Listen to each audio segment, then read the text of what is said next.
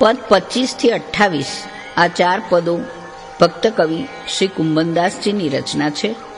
રાગ છે સારંગ.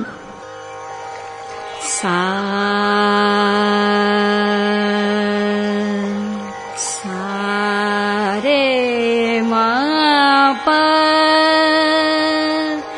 ની સાની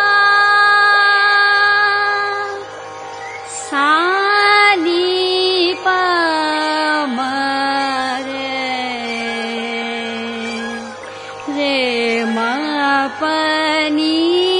પમરે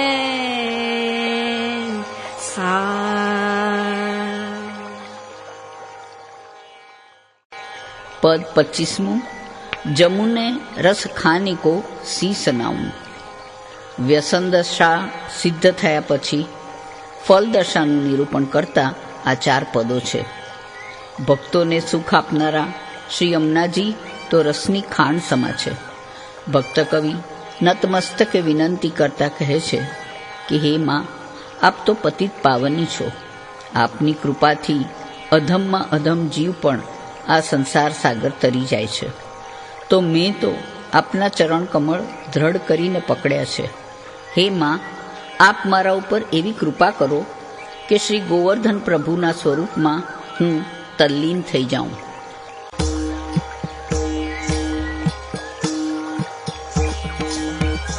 यमुने रस खान को शीश नाऊं. श्री यमुने रस खान को शीश नाऊं.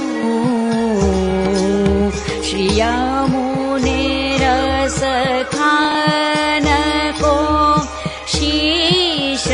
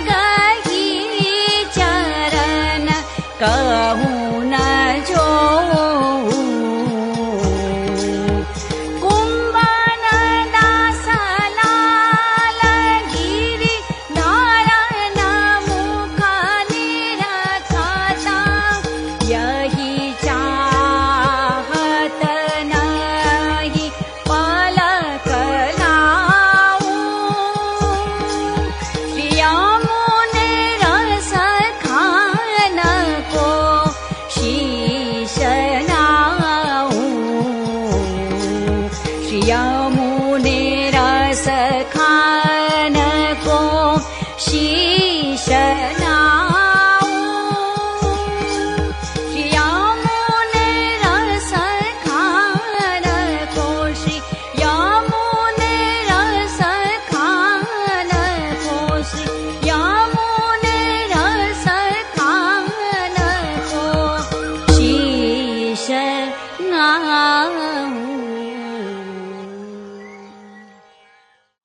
પદ 26 જમુના અગણિત ગુણ ગિને ન જાય. શ્રી યમુનાજી પ્રત્યેના ભક્તિભાવને પ્રગટ કરતું આ પદ છે. કુંભનદાસજી કહે છે કે હે માં, આપના અગણિત ગુણોનો પાર પામી શકાય તેમ નથી.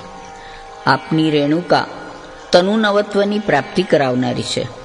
આપ સ્વયં ભક્તને તત્ક્ષણ માંગ્યું સુખ આપનારા છો. ગદગદ હૃદયે ભક્ત કવિ શ્રી યમુનાજી પ્રત્યેનો અહોભાવ વ્યક્ત કરતા કહે છે કે હે માં, આપની કૃપાથી જ આ દાસને શ્રીનાથજીના દર્શનનું સુખ પ્રાપ્ત થયું છે.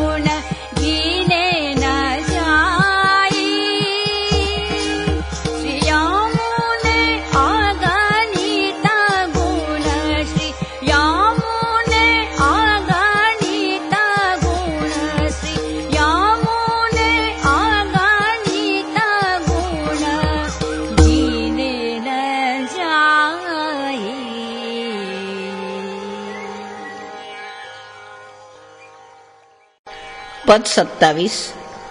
શ્રી જમુને પર તન મન પ્રાણ વારો. ભક્ત કવિ પોતાનું સર્વસ્વ ન્યોછાવર કરવાની અભિપ્સા રાખતા કહે છે કે હે માં, આપના ગુણો અપરંપાર છે, એનું વર્ણન થઈ શકે તેમ નથી. આવા મહારાણીમાનું દર્શન, એમના ચરણ કમલનું ચિંતન અહર્નિશ થતું રહે, એ જ જીવનનું સાર્થક્ય. એમની કૃપા થકી જ યમુનાજી સાથે નિત્ય વિહાર કરતા શ્રીનાથજીના મુખ દર્શન માટે કુંભનદાસજી ભાગ્યશાળી બન્યા છે.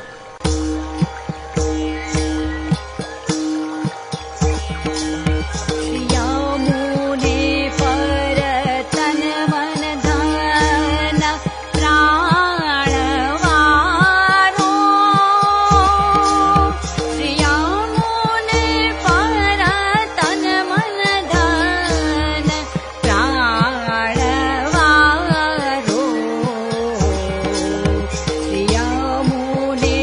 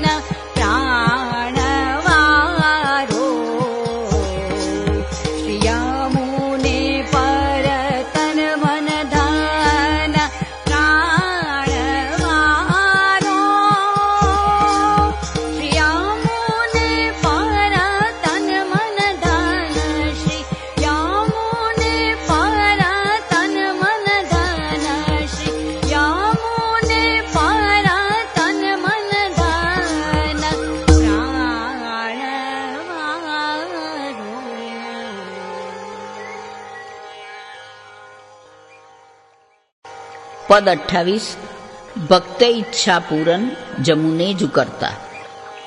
લૌકિક જગતમાં પણ જેમ કોઈ દયાળુ વ્યક્તિ અન્ય ઉપર દયા વરસાવે છે, તે જ પ્રમાણે પુષ્ટિ સ્વરૂપા દયામયી શ્રી યમુના મૈયા તો પુષ્ટિ ભક્તોને માંગ્યા વગર જ સર્વનું દાન કરનારા છે. કિશોરીબાઈ ઉપર કરેલી કૃપા એનું તાદૃશ ઉદાહરણ છે. મહારાણીમાં તો લીલા વિહાર સમયે શ્રી ઠાકોરજી સહિત ભક્તોના હૃદયને અલૌકિક રસાનંદથી ભરી દે છે.